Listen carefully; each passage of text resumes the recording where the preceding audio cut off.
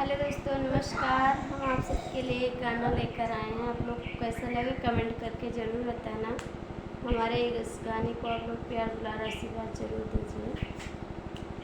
धना कहे के रातिर सियान्यू घूमन चलब दूनों जान। हे धना कहे के रातिर सियान्यू घूमन चलब दूनों जाने। हे दूनों जाने, हाँ दूनों जाने। धना काहे के रातिर सियान्यू घूमन चलब दूनों जान। हे धना काहे के रातिर सियान्यू घूमन चलब दूनों जाने।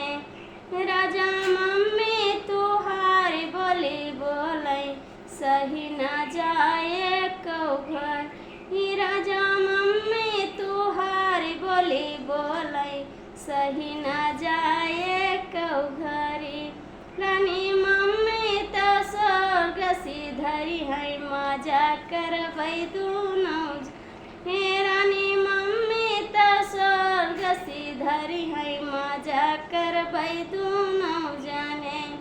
धना काहे के रातिर सियान्यू घूमन चलब दूनों जाने।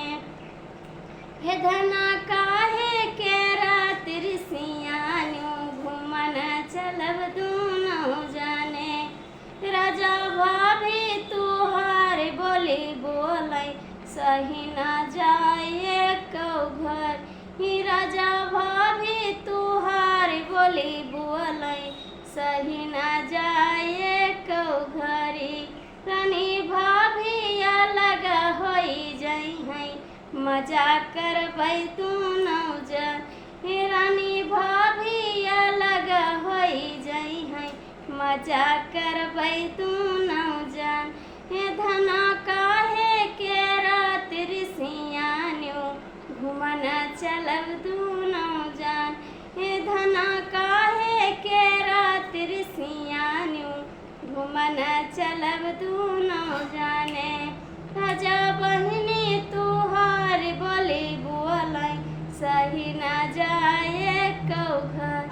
ही राजा बहिनी तुहारी बोली बोलै सही न जाए कौ घरी।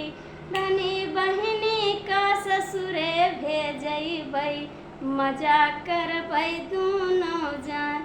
हे रानी बहिनी का ससुरे भेजबै मजा करबै दूनों जान।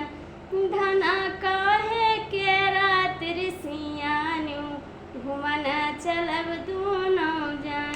हे धना काहे के रातिर सियान्यू घूमन चलब दूनों